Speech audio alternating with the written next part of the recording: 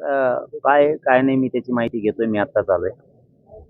प्रकरण काय असू द्या, लेकरू मात्र माझ्या समाजाचा मारल. मारेकऱ्याला सुट्टी पाहिजे नाही, ही यांची मागणी, आमची पण मागणी. इथं सगळं शांतताप्रिय, शांततेत आहे. राज्यात सुद्धा सगळ्यांनी संयम ठेवावा, ही माझी सगळ्यांना विनंती आहे. न्याय मिळणार, न्याय घेणार, कारण सुट्टी नाही, देणार पण नाहीत. त्याची काळजी महाराष्ट्रातल्या समाजानं करायची गरज नाही, कारण थोडे मॅसेज फिरायला लागले. वातावरण ढवळायला लागलं राज्यभर, की इथं मराठ्यांचे पोरं मारून टाकले जाते. तरीही स्वतःच्या जातीचे पोरं सांभाळण्यासाठी आणि त्यांनाच मोकाट हिंडून द्यायचं, ही परिस्थिती इथं निर्माण होती. परंतु मुख्यमंत्र्यांनी याकडे लक्ष घालणं खूप गरजेचं आहे, कारण हा तुम्हाला डाग असणार आहे.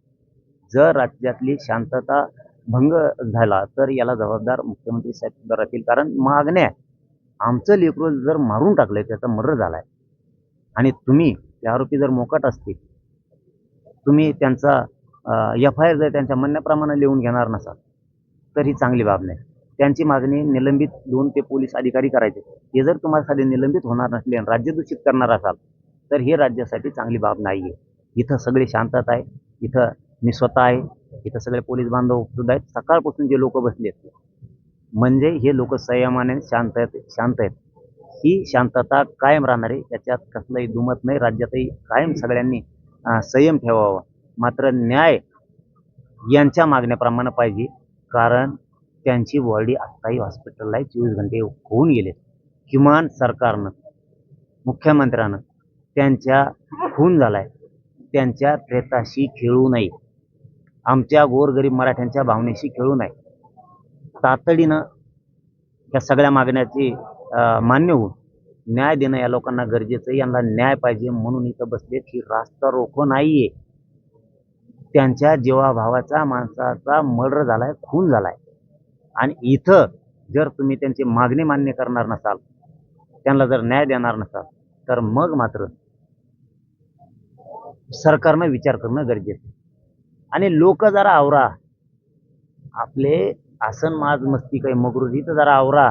त्यांना जरा शिक्षण द्या चांगलं. त्यांना जरा चांगल्या भाषेत सांगा ही चांगलं नाही म्हणून. नेते म्हणून स्वतःचे छाते बडवणारे जे आहेत ना, मोकाट सोडू नका. तुमच्या समुदायाचे आहेत म्हणून मोकाट सोडू नका, कारण आरोपीला जात नसती, हे लक्षात ठेवा. तुम्हाला शेवटचं सांगतो मी, तुम्ही याच्या जाती तोलू नका. कुणाच्या तरी लेकराचा जीव घेणारा हा नराधमच आहे, हा मारेकरी आहे. याला पाठीशी घालू नका आणि जरा शिक्षण चांगलं द्या. जड जाईन बरं का, जर एखाद्या वेळेस संयम या समाजाचा कधी सुटला ना, जड जाईल. तुम्ही लय मराठ्यांच्या भावनेशी खेळू नका. समजून घेत चला. ते आरोपी अटक करायला द्या, त्यांना फाशी शिक्षा होऊ द्या, आणि मराठ्या समाजाच्या यांच्यावर अन्याय झाला, यांच्या ह्या लेकराच्या बाजूने उभा राहा. हे बघा, लेकरं उघड्यावर पडले, ते हिचा बापाचा खून झालाय. जरा लाज असेल ना तर समाज करू नका नुसता. जरा या जाती तोलू नका. आम्हीही तोलत नाहीत. इथं संयम आहे, संयम राहणारे, पण न्याय मात्र घेणार.